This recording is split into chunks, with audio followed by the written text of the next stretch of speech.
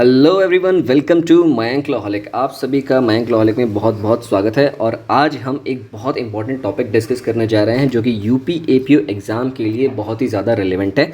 Strategy for GS. Strategy for GS में एक disclaimer मैं पहले से देना चाहता हूं कि आप पूरा वीडियो देखें, आपको चीज़ें समझ में आए कैसे आप जीएस तैयार करेंगे। सिर्फ 1 महीने और 10 दिन और जोड़ लो, इतना टाइम रह गया है। लेकिन फिर भी अभी भी अगर आपने नहीं पढ़ा है जीएस का एक पेज भी अगर आपने नहीं पढ़ा है तो भी आप जीएस क्लियर कर सकते हैं। इस स्ट्रैटेजी से मैं आपको समझाऊंगा और आपको चीज़ें समझ में आएंगी। लेकिन उससे पहले मैं एक डिस्क्लेमर जिसकी बात मैं कर रहा था वो ये है कि हर एक का जो जीएस का पढ़ने का तरीका होता है या जिसने जीएस पढ़ रखी होती है वो अलग अलग होता है। तो ज़रूरी नहीं है कि ये स्ट्रैटेजी आप पर अप्लाई हो। और ये भी बहुत ज़्यादा ज़रूरी है कि जो आप अब तक कर रहे थे अपनी तैयारी में उससे ज़्यादा बेहतर ये हो जो मैं आपको बताऊं वो निकले। तो डेफिनेटली आपको सुनना चाहिए, समझना चाहिए और उसके बाद हर एक की अपनी स्ट्रैटेजी होती है। तो आप डेफिनेटली आपके पास एक चांस है कि आप इसे मोल्ड कर सकें अपने हिसाब से। लेकिन कुछ बातें ज़रूरी हैं वो मैं आपको बताना चाहता हूँ जीएस की तैयारी करने से पहले। सबसे पहले इसका जीएस का सिलेबस देख लेते हैं। जीएस के सिलेबस में जो टोटल एपीओ का सिलेबस है वो 150 मार्क्स का है, जिसमें आईपीसी, सीआरपीसी, एविडेंस और पुलिस एक्ट है। पुलिस एक्ट 15 मार्क्स का है। ठीक, उसके अलावा जो 50 मार्क्स का है वो जीएस का सेक्शन है। जीएस के सेक्शन में जनरल साइंस जो है वो 8 मार्क्स की है। Current events and international importance जो है वो 10 मार्क्स का है। हिस्ट्री ऑफ इंडिया 8 मार्क्स की है और इंडियन नेशनल मूवमेंट 8 मार्क्स का। Indian polity and economy divide कर दो, पॉलिटी और इकोनॉमी 4/4 तो 8 मार्क्स के हैं। और वर्ल्ड जियोग्राफी एंड पॉपुलेशन ये भी 8 मार्क्स की है। तो हमें समझना ये होगा कि हम कैसे पढ़ें। देखो, 3 तरीके के लोग होते हैं जीएस की तैयारी में। इस चीज़ को समझो। यहाँ पे 3 तरीके के लोग होते हैं। पहले वो होते हैं जिनकी जीएस की तैयारी बहुत सॉलिड होती है। हो सकता है उनका लॉ ना तैयार हो, मतलब कोई यूपीपीसीएस की तैयारी कर रहा है या कोई यूपीएससी का एस्पायरेंट है, उसने लॉ कर रखा है, तो उसका भी हो सकता है जीएस बहुत अच्छा तैयार हो। तो उसके लिए बिल्कुल ये स्ट्रैटेजी नहीं है, बिकॉज आप जिस तरीके से अपनी स्ट्रैटेजी पे चल रहे हो, जैसे आपके बेसिक्स हैं उनको स्ट्रॉन्ग करो। ये मेनली फ़ायदा करेगा सेकेंड एंड थर्ड कैटेगरी के लोगों को जिनका जो जीएस है वो अभी प्रिपेयर नहीं हुआ है। अब सेकेंड कैटेगरी में वो लोग आते हैं जो पहले से जीएस पढ़ रहे थे। ठीक, वो लोग जो पहले से जीएस पढ़ रहे थे और उन्हें जीएस के बारे में थोड़ी बेसिक अंडरस्टैंडिंग है, तो उनके लिए मैं एक सिंपल सा सोल्यूशन देना चाहता हूँ कि आपको जितना रिवाइज कर सकें उतना रिवाइज करो। और दूसरा, प्रीवियस क्वेश्चन पेपर से ये देखो कि क्या आ रहा है। फॉर एग्जांपल मैं आपको बता दूँ, अब करंट एंड इंटरनेशनल अफेयर्स से आप देख लो अगर, तो नोबेल प्राइज़ को आप अगर देखोगे जाके तो नोबेल प्राइज़ हर बार एग्जाम में पूछा गया है। ठीक, मैंने प्रीवियस क्वेश्चन पेपर्स के वीडियो बना रखे हैं। आप लास्ट तक के जो 2002 तक का जो पेपर है वहाँ तक का देखना, 2020 से 2002 तक। तो हर ईयर में पेपर नहीं हुआ है, बहुत गैप है, तो बहुत ज़्यादा 7-8 पेपर हैं। तो उनको आपको पूरा देखना है जिससे कि आपको ये क्लियर हो कि किस तरीके से, उसमें मैंने जीएस भी डिस्कस करी है तो उसका आपकी क्लैरिटी बढ़ेगी। ठीक, अब अगर नोबेल प्राइज़ हर बार आ रहा है, ठीक, उसके अलावा अगर आपका जो ज्ञानपीठ अवार्ड है वो आ रहा है, तो ये कुछ बेसिक चीज़ें हैं ना जो हमें पता है कि हम निकाल सकते हैं, कर सकते हैं। ये आपको पता कैसे चलेगा? ये आपको तभी पता चलेगा जब आपने previous question paper already solve कर रखे होंगे। तो जो सेकंड कैटेगरी के लोग हैं जिनकी जीएस थोड़ी सी तैयार है, तो उनको ये काम करने में भी बहुत दिक्कत नहीं आनी चाहिए। देखो क्या होता है कि जब 50 नंबर की जीएस हो और उसमें भी ये पता हो कि कौन सा किस सेक्शन से आएगा, तो बहुत आसान हो जाता है। यूपीएससी के पेपर में नहीं है कि अगर आपके 100 नंबर का है तो उसमें पता नहीं कि पूरा करंट अफेयर से पूछ ले या हिस्ट्री पूछ ले ना। यूपीपीसीएस का है कि इसमें डिवाइड नहीं है कि इसमें से इतना पूछ लेगा, इतना पूछ लेगा। हर एक चीज़ प्री डिसाइडेड है। मतलब अगर पुलिस एक्ट 15 मार्क्स का है तो आप देखोगे हर बार सिर्फ 15 मार्क्स का ही पुलिस एक्ट से आया है। तो उसी तरीके से जीएस का भी ऑलरेडी सिलेबस डिसाइडेड है। अब हम जो बात कर रहे थे कि जो तीसरी कैटेगरी के लोग हैं उनके लिए मेन इंपॉर्टेंट है वो तैयारी कैसे करें। देखिए क्या होता है कि जब आपके पास टाइम कम होता है तो आपको स्ट्रैटेजिकली अपना दिमाग चलाना होता है। अब इसमें सबसे बड़ी चीज़ अगर आप देखो, जो सिलेबस में मैंने आपको दिखाई थी, अभी फिर से दिखाना चाहता हूँ कि इस current events of national international importance ये 10 मार्क्स का है। ठीक, उसके अलावा हिस्ट्री ऑफ इंडिया 8 मार्क्स का है और इंडियन नेशनल मूवमेंट 8 मार्क्स का है। यानी कि इस पूरे इसमें आपको एक चीज़ तो पता चल गई कि करंट अफेयर्स जो इंक्लूडिंग इंटरनेशनल अफेयर्स और हिस्ट्री, ये जो है बहुत बड़ा रोल प्ले करता है। हिस्ट्री जो है टोटल 16 मार्क्स की आ रही है और current events of national international reports 10 marks के आ रहे हैं। तो ये जो पोर्शन है आपका, ठीक, ये हो गया पूरा का पूरा 26 मार्क्स का। ठीक, 26 मार्क्स का पेपर, 26 मार्क्स का पोर्शन हो गया जो आप ये तैयार कर सकते हैं। अब ये तैयार कैसे करना? करंट इवेंट्स को तैयार करने के लिए नेशनल इंपॉर्टेंस के जो भी हैं, आप कोई भी मार्केट में, अगर आप हिंदी मीडियम के स्टूडेंट हैं तो आपको मालूम है घटना चक्र की दृष्टि आ चुकी है यूपीपीसीएस की प्रिपरेशन के लिए। आपको सिर्फ वो लेके आना है। और अब अगर आप इंग्लिश मीडियम के स्टूडेंट हैं तो आपको भी जो एनुअल जो आती है ना बुक, कोई कोई भी ईयर मंथ वाइज मत खरीदिएगा, जो एनुअल आती है जिसमें पूरा एक साल का पूरा करंट अफेयर्स दे रखा है, उसको आपको लेना है और उसको ही आपको पढ़ना है। ठीक, अब मार्केट में कई सारे ऑप्शंस अवेलेबल हैं, आप देख सकते हैं जिसकी लैंग्वेज आपको सूटेबल हो और जो आप जल्दी से ख़त्म कर सकें उसको आप लीजिएगा। ठीक, अब उसमें इंपॉर्टेंट आपको कैसे पता चलेगा क्या है, देखो जो स्टैट्स पूछे गए हैं बार बार, जैसे नोबेल प्राइज़ मैंने आपको बताया कि बार बार पूछा है तो वो इंपॉर्टेंट है। ठीक, अब इसी तरीके से हर बार ये पूछा गया है, ऑस्कर कई बार पूछा गया है, हर बार ये भी पूछा गया कि नेशनल फिल्म अवार्ड किसे मिला। अब ये सारी चीज़ें जो पूछी गई हैं उसमें आपको बार बार उनको मार्क करना है, लिखना है और तैयार करना है। आप अगर लिख के तैयार करते हैं तो अच्छी बात है, लिख के नहीं तैयार करते हैं तो भी कुछ चीज़ें जो आपको प्रीवियस क्वेश्चन पेपर से एनालाइज करके पढ़नी चाहिए उनको ध्यान में रख के लेके चलना है। दूसरा, उसके बाद जो ऑप्शन आता है, एक चीज़ और मैं बताऊंगा फ्रैंक होकर के, जो लोग जो थर्ड कैटेगरी मैंने बताया जिन्होंने बताया कि जीएस उनका बिल्कुल भी रेडी नहीं है और उनको कैसे रेडी करना उनको नहीं पता, तो उनके लिए मैं एक चीज़ और बताऊंगा कि इसमें कोई शर्माने वाली बात नहीं है, सब लोग ल्यूसेंट पढ़ते हैं और जो टॉपर से लेकर अब तक, अभी से नहीं पढ़ रहे ल्यूसेंट लोग, अब से लगभग 30 साल पहले से ल्यूसेंट पढ़ रहे हैं। ल्यूसेंट के नाम पर लोगों की कई सारी दुकानें चल गई। ठीक, तो ल्यूसेंट आपको पढ़ना है, लेकिन ल्यूसेंट में ये नहीं कि आप फर्स्ट पेज से खोल के बैठ गए और आप पढ़ने लगे, और किस तरीके से पढ़ना है ये भी इंपॉर्टेंट है। तो ल्यूसेंट में आपको जो पढ़ाई करनी है वो बहुत अच्छी तरीके से करनी है। अब देखो जनरल साइंस का सेक्शन मैं बताता हूँ जो कि 8 मार्क्स का आता है। अब इसमें एक चीज़ है, अगर आपका बहुत टाइम नहीं है आपके पास या आपके पास टाइम बच भी जाता है तो सबसे पहले जो आपको स्टार्ट करना है वो बायो से स्टार्ट करना है। बायोलॉजी को आपको सबसे ज़्यादा इंपॉर्टेंस देनी है। उसके बाद जो फिज़िक्स में आपको जाना है, जिसमें जैसे कुछ क्वेश्चन दे रखे हैं कि प्रेशर नापने के लिए बैरोमीटर, साउंड का और सोनार, ये सारी जो चीज़ें दे रखी हैं, जो टेक्नोलॉजी वाली चीज़ें दे रखी हैं, वो आपको सिर्फ वो पढ़ लेना है। ठीक, ये आपका जनरल साइंस में सबसे पहले आपको तैयार करना है बायो से सबसे ज़्यादा क्वेश्चन पूछे जाते हैं। देन आफ्टर आप फिजिक्स में कुछ रिलेवेंट टॉपिक ही तैयार करें, कुछ इंपॉर्टेंट टॉपिक तैयार करें, और केमिस्ट्री उसके बाद तैयार करें। बायो आपको सबसे ज़्यादा देखनी है। ठीक, तो आपका बायो में से ये मान के चलिए कि अगर 8 क्वेश्चन आ रहे हैं साइंस से तो उसमें से 4 क्वेश्चन डेफिनेटली बायोलॉजी से होंगे। ओके, उसके बाद आता है वर्ल्ड ज्योग्राफी एंड पॉपुलेशन, ये भी 8 मार्क्स का है।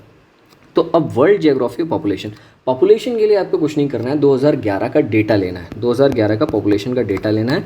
उसमें आपको ये देखना है कि पॉपुलेशन से रिलेटेड जो भी फैक्ट हैं, डेंसिटी क्या है पॉपुलेशन की, और पॉपुलेशन, और ये भी वर्ल्ड के कॉन्टेक्स्ट में भी आपको देखना है कि वर्ल्ड में सबसे ज़्यादा अर्बनाइज्ड जो कंट्री है वो कौन सी, क्योंकि ये अर्बनाइज्ड कंट्री कम से कम 2 बार पूछा है प्रीवियस क्वेश्चन पेपर में। तो उसके साथ साथ आपको वर्ल्ड ज्योग्राफी भी तैयार करनी है। वर्ल्ड ज्योग्राफी भी मैं आपको सजेस्ट करूंगा कि आप ल्यूसेंट से ही पहले पढ़ें और तैयार करें, जिन्होंने बिल्कुल जीएस नहीं पढ़ी। अब जिन्होंने 60-70-80 हज़ार रुपये खर्च करके जीएस पढ़ी है उन्हें अपने नोट्स डेफिनेटली देखने चाहिए, और किस दिन नोट्स काम आएंगे। लेकिन जिन्होंने बिल्कुल नहीं पढ़ी है उनसे मैं कहूँगा कि आप अभी घटना चक्र से अगर क्वेश्चन आप लगाएंगे तो कितने लगा पाएंगे और कितना ख़त्म कर पाएंगे, क्योंकि उसकी मोटाई से लेकर के आप परेशान हो जाएंगे।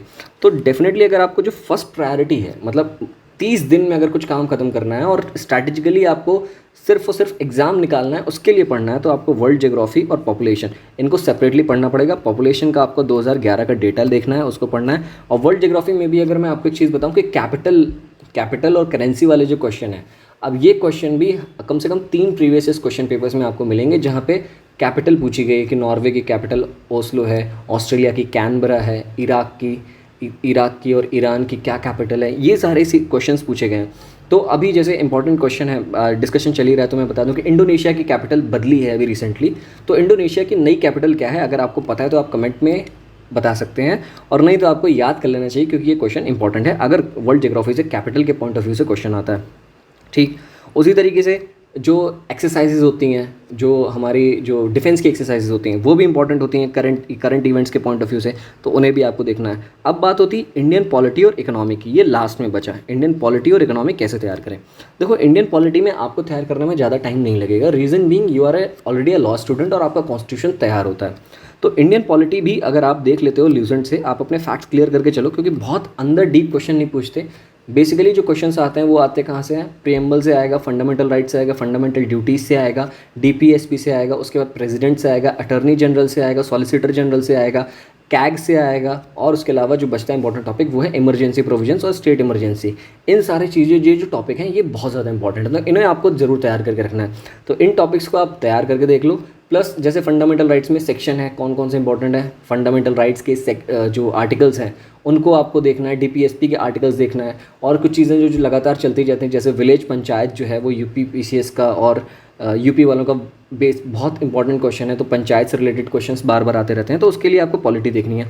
और इकोनॉमी जो आपको तैयार करना है वो आपको करंट अफेयर्स का ही तैयार करना है बेसिकली। अब 4 नंबर के लिए अगर आप पूरा इकोनॉमी पढ़ने बैठ जाओगे तो पॉसिबल नहीं है कि आप पढ़ पाओ 4 नंबर के लिए। हाँ, एक सजेशन यही है कि 4 नंबर में से 2 नंबर का कम से कम करंट अफेयर से जुड़ा होगा, जैसे कि क्वेश्चन आ सकते हैं सीआरआर से आ सकता है, एसएलआर से आ सकता है, रेपो रेट कितनी हो गई उससे आ सकता है, प्लस कमेटी कमीशन, उसके अलावा बैंकों का नेशनलाइजेशन से कई बार क्वेश्चन रिपीट हुए हैं। तो ये सारे क्वेश्चन आपको तैयार करने हैं। अगर इसका कोई आपको वन लाइनर टाइप मिले कुछ तो उससे आप तैयार करो। मार्केट में बहुत से ऐसे ऑप्शंस अवेलेबल हैं जहाँ पे इकोनॉमी सिर्फ 4-5 मतलब 20-25 पेजों में आराम से वन लाइनर में समझा रखी है। तो ये मैंने आपको कुछ बेसिक फंडे बता दिए कि कैसे आप निकालोगे। एक बार क्रिस्प में मैं और समझा देता हूँ जो कि आपके लिए बहुत इंपॉर्टेंट है, कि उन लोगों के लिए वीडियो ज़्यादा है जिनकी जीएस की तैयारी बिल्कुल भी नहीं है, दे आर ज़ीरो। ठीक, जो अभी ज़ीरो है जीएस में और इन्हें ये डर लग रहा है कि हम करेंगे कैसे, क्योंकि जीएस आप पढ़ने जाओ ना तो जीएस एक गहरा समुद्र है, उसमें जितनी ज़्यादा डुबकी लगाओगे उतना ज़्यादा डुबकी लगाते रहोगे। अब यूपीएससी वाले 5 साल तक डुबकी लगाते रहते हैं, उसके बावजूद भी करंट अफेयर्स और सारी जीएस उनको लगता है कि अभी भी तैयारी करनी है। तो वैसे ही जीएस है कि जीएस कभी खत्म नहीं होगी। लॉ का आपको पता है कि अगर आईपीसी में 511 सेक्शन है तो 511 सेक्शन आपने अगर 511 बार पढ़ लिए तो आप कभी भूलेंगे नहीं, लेकिन जीएस जो है ना वो बदलती रहती है, करंट अफेयर्स के साथ लिंक होती है, और भी कई तरीके की चीज़ें बढ़ रही हैं ना। हिस्ट्री की बात छोड़ दें अगर, तो जीएस बढ़ रही है, लेकिन हिस्ट्री में भी कई सारे क्वेश्चन अब आने लगे हैं। ठीक, तो अब इसी तरीके से हमको देखना है कि अब हिस्ट्री ऑफ इंडिया और Indian national movement, Indian national movement आपको तैयार करना है जो कि 8 मार्क्स का है। टोटल हिस्ट्री 16 मार्क्स की। अगर आप हिस्ट्री में अच्छे हो तो हिस्ट्री बहुत अच्छी कर लो, हिस्ट्री को कई बार रिवाइज करो। हिस्ट्री में डेट किसे याद करना, जैसे बैटल ऑफ तहारिन कब हुई थी, डेट याद रखो। ट्रीटी ऑफ सालाबाई कब हुई थी, डेट याद रखो। तो जो डेट याद रखोगे ना वो बहुत ज़्यादा इंपॉर्टेंट है, क्योंकि हर क्वेश्चन में हिस्ट्री के डेट से क्वेश्चन आए हैं। ठीक, टाइमलाइन आपको याद रखनी है। जनरल साइंस में मैंने आपको बता दिया कि आपको बायो से शुरुआत करनी है, उसके बाद आपको फिजिक्स पढ़ना है एंड देन आपको केमिस्ट्री पढ़ना है। तो और ये मैं आपको सजेस्ट करूँगा कि आप ल्यूसेंट से ही पढ़ो। ठीक, उसके अलावा जो करंट इवेंट्स और नेशनल इंटरनेशनल इंपॉर्टेंस है इनको आपको सबसे अच्छे तरीके से याद करना, बिकॉज ये करंट अफेयर्स के जो सवाल है ना ये गलत नहीं होने चाहिए। अब इंटरनेशनल इंपॉर्टेंस में जो सवाल है, अब हर बार G20 G7 समिट पूछा ही पूछा है, तो इनको पढ़ लो, इनकी क्या थीम थी उसको जान लो, ब्रिक्स समिट इसको याद कर लो। ठीक, तो ये सारी चीज़ें हैं जिनको आपको याद करना है ना। उसके अलावा इंडियन नेशनल मूवमेंट और हिस्ट्री ऑफ इंडिया मैंने आपको बता ही दिया, ये आप तैयार कर सकते हो ल्यूसेंट से। और आपको ये जल्दी तैयार करना है, पहले इंडियन नेशनल मूवमेंट पढ़ना, क्योंकि इंडियन नेशनल मूवमेंट तैयार करने में आसानी होगी। इंडियन नेशनल मूवमेंट आपको सुना सुना लगेगा, बहुत सारी चीज़ें आपको पता रहेंगी, तो इंडियन नेशनल मूवमेंट से स्टार्ट करना। उसके बाद जो आप पढ़ना वो मेडिवल हिस्ट्री पढ़ना, जिसमें मुगल एडमिनिस्ट्रेशन और स्लेव डायनेस्टी इन सब के बारे में बताया। देन आफ्टर आप एंशिएंट में जाना, और एंशिएंट में भी अगर आपके पास टाइम कम बचे तो सिर्फ इंडस वैली सिविलाइजेशन पढ़ना एंशिएंट में, और ज़्यादा चीज़ें मत पढ़ना। ठीक, मैं सजेस्ट कर रहा हूँ आपको ल्यूसेंट से ही पढ़ने के लिए। उसके अलावा इंडियन पॉलिटी एंड इकोनॉमी मैंने आपको बता दिया। इकोनॉमी आपको करंट के पर्सपेक्टिव से देखनी है या फिर आपको कहीं इकोनॉमी के वन लाइनर्स मिल जाएँ वहाँ से देखना है। इंडियन पॉलिटी आपकी एज्यूम करके मैं चल रहा हूँ कि आप लॉ के स्टूडेंट हो, इंडियन पॉलिटी आपकी तैयार होगी। फिर भी मैंने कुछ टॉपिक्स बताए हैं जिनको मैं फिर से दोबारा रिपीट करता हूँ। Preamble, fundamental rights, directive principle state policy, fundamental duties, CAG, advocate general, solicitor general और प्रेसिडेंट। उसके अलावा आपका इमरजेंसी प्रोविजंस, ये कुछ इंपॉर्टेंट टॉपिक हैं। और प्लस पंचायत वाले जो सेक्शंस होते हैं वो, ये इंपॉर्टेंट है। इसके बाहर से पॉलिटी में नहीं आता, अब तक तो नहीं आया। उसके बाद आगे क्या आएगा उसकी कोई गारंटी नहीं है। Then after world geography and population को मैंने आपको बताया कि सेंसस को अलग से तैयार कर लो, उसमें जो क्वेश्चंस बन रहे हैं वर्ल्ड के पर्सपेक्टिव में देखना, और ये जरूर देख लेना कि कौन सा इस समय सबसे अर्बनाइज कंट्री है। उसके अलावा वर्ल्ड ज्योग्राफी को भी आप तैयार कर सकते हो। ठीक, अब इसको सिलेबस वाइज ही कैटेगरिकली ही तैयार रखना, उसको उस तरीके से ही लेके चलो। उसके अलावा कहीं भी मत जाओ, सिलेबस से मत भटको। सिलेबस पे अगर रहोगे, सिलेबस ही रामबाण है, सिलेबस को समझ लिया अगर आपने तो जीएस बहुत आसानी से निकल जाएगी, और अगर सिलेबस को नहीं समझ पाए तो जीएस नहीं निकलेगी। अब एक चीज़ और जो मैं पहले भी बता चुका हूँ भाई, प्रीवियस क्वेश्चन पेपर्स आप ज़रूर पढ़ लो। मैंने ऑलरेडी सबसे पहले प्रीवियस क्वेश्चन पेपर बनाए हैं। प्रीवियस क्वेश्चन पेपर बनाने का, प्रीवियस क्वेश्चन पेपर्स को सॉल्व करने का कारण ही यही होता है कि आपको पता चले कि क्या चीज़ इंपॉर्टेंट है, क्या चीज़ एग्जाम के पॉइंट ऑफ व्यू से रिलेवेंट है। अब आपको मालूम है कि प्रीवियस क्वेश्चन पे नोबेल प्राइज़ पूछा है, तो नोबेल प्राइज़ इस बार किसको मिला है, रिलेवेंट है। ठीक, इस बार ऑस्कर पूछा है मान लो करंट इंटरनेशनल अफेयर्स में, तो ऑस्कर किसको मिलेगा, ये इस बार के लिए रिलेवेंट है। इंदिरा गांधी पीस प्राइज़ पहले मिला है, तो Indira Gandhi peace prize recently किसको मिला है, ये रिलेवेंट है। तो ऐसे ही सारे क्वेश्चन जो पहले पूछे गए हैं वो इस बार के लिए भी रिलेवेंट है, तो आपको उनको पढ़ना है। ठीक, अब मैं यहाँ पे अपनी वीडियो को एंड करता हूँ और आपसे एक छोटी सी रिक्वेस्ट करता हूँ, प्लीज़ सब्सक्राइब कर लो मयंक लोहालिक को। और मेरा भी बड़ा मन है कि मेरा चैनल काफ़ी बढ़े, तो उसको सिर्फ वो तभी पूरा हो सकता है जब आप लोगों का साथ हो। तो प्लीज़ सब्सक्राइब कर लो, लाइक कर दो इस वीडियो को, और अगर शेयर करना चाहते हो उन दोस्तों के साथ जिनको इस वीडियो को देखने की ज़रूरत है तो उनके साथ शेयर भी कर दो। So thank you so much, thank you for watching.